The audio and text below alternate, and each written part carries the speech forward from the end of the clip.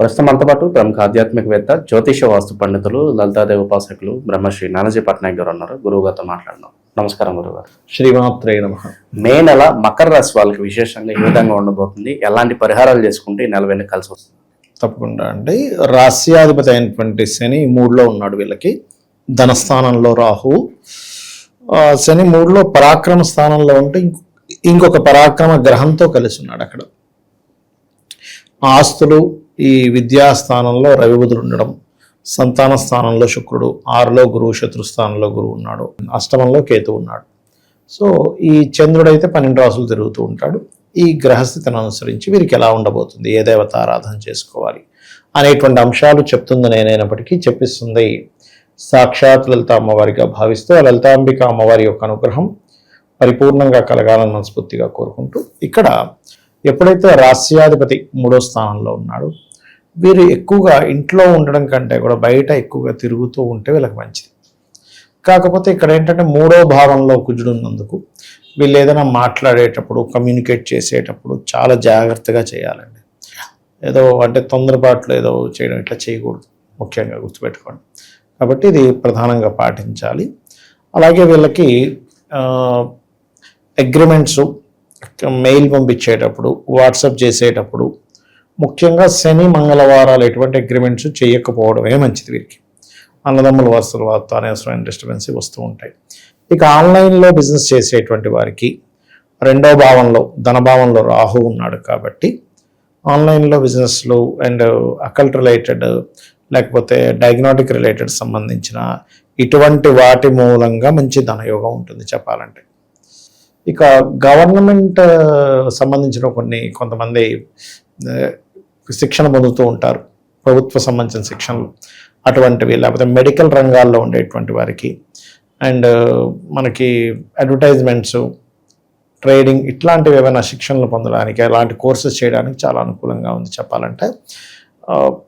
మనకి ఏదైనా చదువులో కొంత మెడల్స్ సంపాదించడం, చదువులో కొంత పేరు ప్రఖ్యాతలు రావడానికి ఈ మే మాసంలో ప్రధానంగా మే 14వ తేదీ వరకు 4వ భావంలోనే రవి ఉంటాడు కాబట్టి అక్కడ వరకు చాలా అనుకూలంగా ఉంది. కాకపోతే మే 12 నుంచి కొంచెం కుజుడు వస్తున్నాడు కాబట్టి అక్కడి నుంచి కొంచెం ఏమవుతుందంటే వీరికి చెప్పాలంటే 12 వరకు అనుకూలత ఉంది. 12 నుంచి ఎప్పుడైతే కుజుడు ఎంటర్ అవుతున్నాడో స్ట్రెస్ కొంచెం పెరుగుతుంది విద్యా విషయంలో. అయితే వీరికి ఇప్పుడు 3లో అధిక గ్రహాలు ఉన్నాయి కాబట్టి మకరం వారికి ఏదైనా ఒక ప్రాపర్టీ అమ్మడానికి అనుకూలంగా ఉండే సమయం, కొనడం కంటే కూడా. మనకు చూడండి, ఒక్కోసారి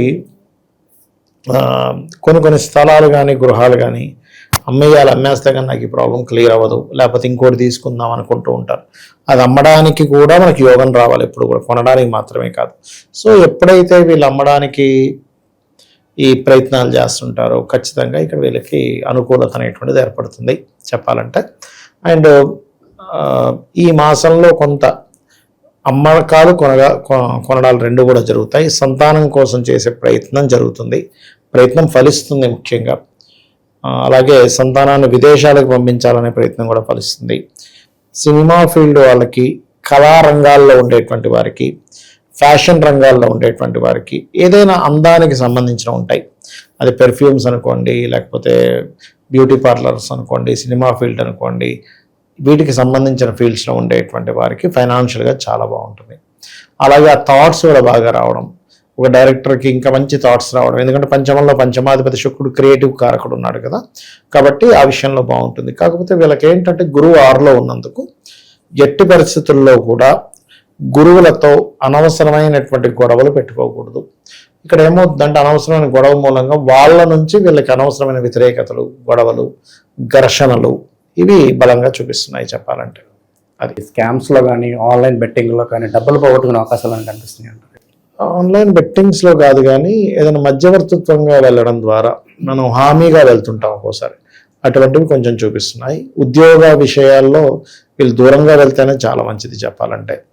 ఎందుకంటే దశమాధిపతి అయినటువంటి శుక్రుడు 6లోకి వెళ్తున్నాడు, దిస్వభావ రాశుల్లోకి వెళ్తున్నాడు. సో ఇదేమవుతుందంటే కొంతవరకు బ్యాంకింగ్, టీచింగ్, ట్రైనింగ్స్, ఈ ఫైనాన్షియల్ రంగాలు, చిట్ ఫండ్స్, మార్కెటింగ్ చేయడం ఇట్లాంటి వాటిల్లో ఎక్కువగా ఉద్యోగ అవకాశాలు కూడా వస్తాయి వీరికి. అది మెయిన్గా చూసుకోవాలి. ఉద్యోగం కోసం బయటికి వెళ్ళే ప్రయత్నం కూడా చేయొచ్చు, చేయకూడదని కాదు. కాకపోతే 14వ తేదీ విదేశీ ప్రయత్నాల పరిస్థితి ఏంటి గురుగారు? విదేశీ ప్రయత్నాలంటే ఒకటండి, ఇక్కడ మకరం వారికి 12వ అధిపతి అయినటువంటి గురువు 6లో ఉన్నందుకు విదేశాలకు వెళ్ళి చదువుకోవడానికి అయితే అనుకూలంగా ఉంది. బట్ అంటే హైయర్ ఎడ్యుకేషన్ పర్పస్లో వెళ్తుంటారు కదా, వాటికి చక్కగా అనుకూలత ఉంది. బట్ ఈ అక్కడికి వెళ్ళి ఏదో స్థిరపడదాం అనుకునేటువంటి వారికి మాత్రం ఇప్పుడు కొంచెం తక్కువ అనుకూలంగా ఉంది, ఎక్కువ బలం అయితే లేదు, అది చూసుకోవాలి. కాకపోతే ఈ 14వ తేదీ నుంచి గురువు దగ్గర శుక్రువు కూడా వెళ్తుంటాడు కాబట్టి కొన్ని సందర్భాలలో గురువులతో, అందులో ముఖ్యంగా లేడీస్తో కొంచెం శత్రుత్వాలు ఏర్పడతాయి 14 తర్వాత. గురు శుక్రులు కలిసి 6వ స్థానంలో ఉండడం వల్ల, అంటే ఒక్కోసారి మనం చూడ మంచికి పోయినా కూడా చెడు ఎదురవుతాం అంటుంటారు చూసారా, అటువంటివి కొంచెం చూపిస్తున్నాయి. సో అందుకని కొద్దిగా జాగ్రత్త వహించాలి మే మాసంలో వీళ్ళు. ఈ లోపలైతే ఇంకా బాగుంటుంది వీరికి. ఇక్కడ ఏంటంటేనండి, ఇప్పుడు ఉండేటువంటి గోచారం, దేశ గోచారం అనుకోండి, మీనంలో శని ఉన్నాడు కదా, ఇది ద్వాదశ రాశుల వారికి అందరికీ కూడా వర్తిస్తుంది. ఎందుకంటే శని ఎప్పుడైతే నీచ స్థానం వైపు ప్రయాణం చేస్తున్నాడో, అది కాకుండా కుజుడితో కలిసి ఉండి ఇలా ఉన్నప్పుడు ఏంటంటే ప్రతి ఒక్కరూ కూడా కొన్ని నియమాలు పాటించాలి. ఏమిటది? దానివల్ల ఏమవుతుందంటే వీళ్ళకి ఉద్యోగ విషయాల్లోని కొన్ని ప్రమాదాలు తప్పడం కానివ్వండి, కొన్ని నెగిటివ్ ఎనర్జీస్ తగ్గడం కూడా జరుగుతుంది. దీనివల్ల ఏం చేయాలి ఏంటి అంటే, నవగ్రహాలలో కుజుడు శని ఉంటారు కదా, కుజ శని గ్రహాల దగ్గర దీపారాధన చేయడము. వీళ్ళ జన్మజాతకంలో శని అంటే వాళ్ళ పర్సనల్ చార్ట్ ఉంటుంది కదా, శని ముఖ్యంగా మనకి ఉద్యోగానికి వ్యాపారానికి కారకుడు. కాబట్టి ఉద్యోగ వ్యాపారాలకి కారకుడైనటువంటి శని, అంటే బుధుడు కూడా వ్యాపారానికి కారకుడు అనుకోండి, బట్ కర్మకారకుడైన.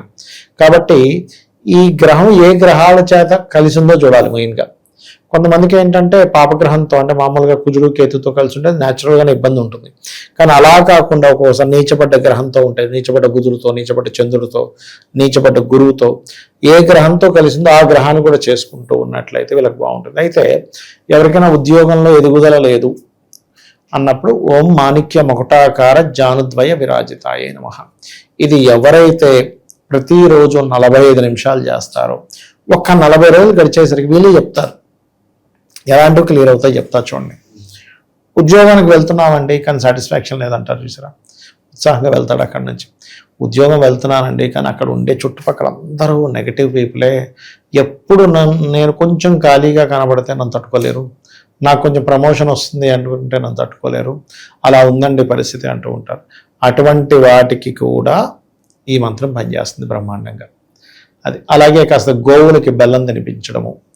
ఇంట్లో ముఖ్యంగా ఈ ఉద్యోగ సంబంధించినటువంటి విషయంలో ఎవరికైనా మాటికి ఇబ్బంది జరుగుతుంది అంటే దక్షిణ భాగం పాడైందని అర్థం. అంటే సౌత్ సెంటర్లో ఎవరికైనా బాత్రూమ్స్ ఉన్నాయనుకోండి, అది ప్రమోషన్స్ని, ఉద్యోగాన్ని ఇచ్చేటువంటి ప్రదేశం. కాబట్టి అక్కడ ఏదైనా వాష్రూమ్స్ అది ఉంటే ఆ వాష్రూమ్స్కి చుట్టూ కమోడ్కి ఒక కాపర్ కానీ మన బ్రాస్ పట్టి ప్రధానంగా వేసినట్లయితే కూడా వీళ్ళకి వాస్తురీత్యా వచ్చేటువంటి ఇబ్బంది కూడా తగ్గుతుంది చెప్పాలంటే. సో ఇవి చేసుకోవచ్చు.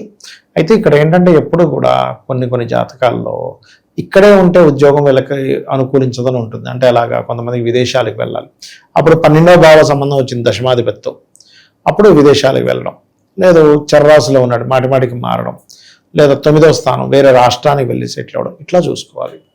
ఇంకా ఓవరాల్గా ఎటువంటి పరిహారాలు చేస్తే బాగుంటుంది గురుగారు?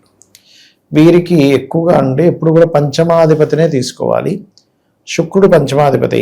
సో వీళ్ళు ఈ సమయంలో ఏదైనా అమ్మవారికి సంబంధించింది ఏదైతే అనుకుని ఉంటారో, అంటే ఒక ఉపాసన కానివ్వండి, ఒక దీక్ష లాంటిది కానివ్వండి, అన్ని విషయాలకి పరిహారంగా పనిచేస్తుంది. అలాగే 3లో ఉండేటువంటి గ్రహాలను కూడా మనం తీసుకుంటాం, ఎందుకంటే 3లో ఉండే గ్రహాలే పంచమాధిపతిని చూస్తున్నాయి కాబట్టి వీటిని కూడా కంట్రోల్ చేయాలి. కాబట్టి నవగ్రహాల్లో పర్టికులర్గా శని కుజ గ్రహాల దగ్గర దీపారాధన చేయడము, మరియు అదేవిధంగా